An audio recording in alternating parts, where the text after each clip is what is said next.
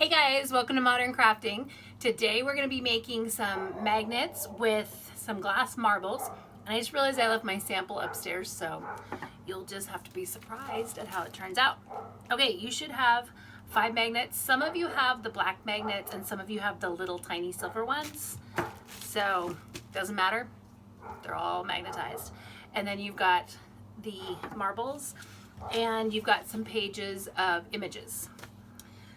First thing you're going to want to do is grab a pencil, and these are all slightly different, like the way that they're shaped. They might not exactly be the same. So instead of just cutting these out, you're going to trace each one around so that you have the correct size.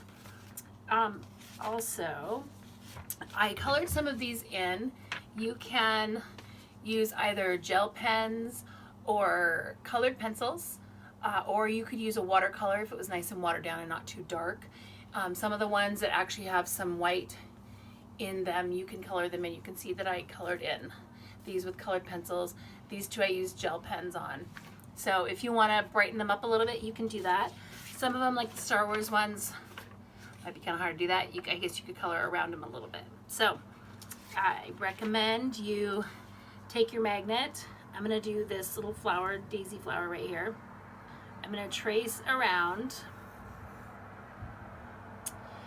and then I'm going to cut inside the line so that you don't see the pencil line, so it doesn't stick out further than the actual marble. And you want to be really careful as you cut into this, because if I go back and decide I want to use this one, I don't want to cut too close and not be able to use it and not have it be large enough. So I'm going to cut around just on the inside of where I traced, so it's a little bit smaller than what I traced. Smaller scissors are actually a little more helpful for something like this, but these will work fine, whatever you have. Okay, so now I have my image. What I'm going to do is put it down and check it with the marble over it to make sure that the white edges of this don't hang over the back any. So it looks pretty good. So this is what it looks like. If you can see with what it does, the marble actually magnifies the photo a little bit, and so it looks a little bigger. Okay, all you're gonna do, your decoupage that you use to do the image transferring on the clocks, whatever you have left over of that, you're just going to paint some right here on your glass marble.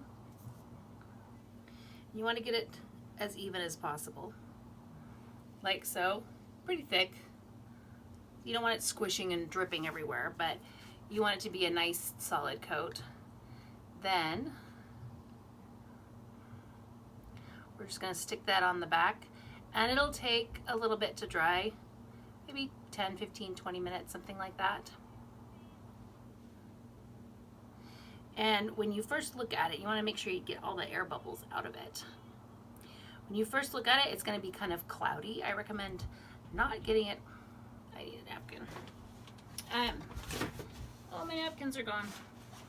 I recommend that you don't get it on the top of your magnet, because you want to keep that nice and clear. So if you get some on there, you can just scrape it off with your nail or wipe it.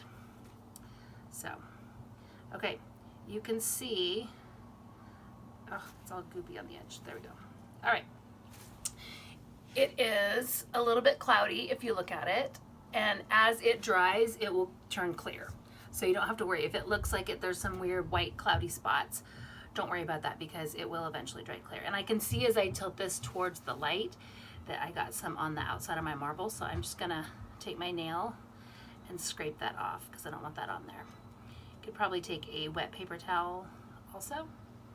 Okay, so we're gonna pretend this dried so we don't have to stare at this for 10 minutes.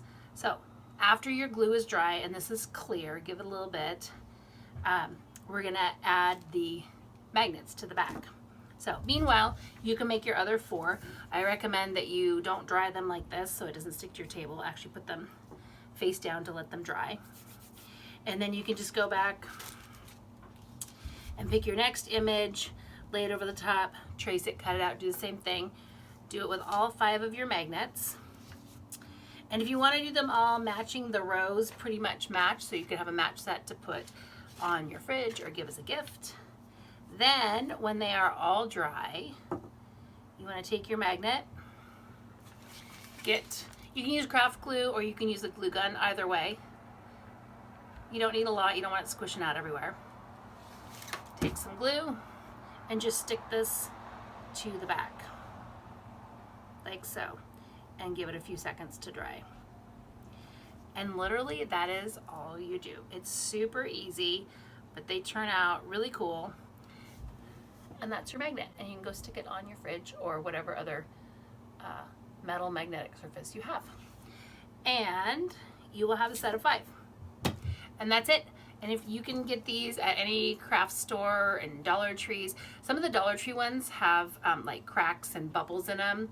I don't think they're nearly as high quality. Like Hobby Lobby has them over near the plant section, like where all the rocks and little rocks are, and they actually have really nice ones. So you have to be careful about the Dollar Tree ones because I think they're kind of the rejects. So they are cheap, but not as great. You kind of have to dig through and find the good ones. So, but you could get these at any of the craft stores and then make a whole bunch. You could give them out as gifts and do little sets. You could draw images, you could use photos, and you just decoupage them on. And that's it. Short and sweet, but super fun. All right, guys, have a great week.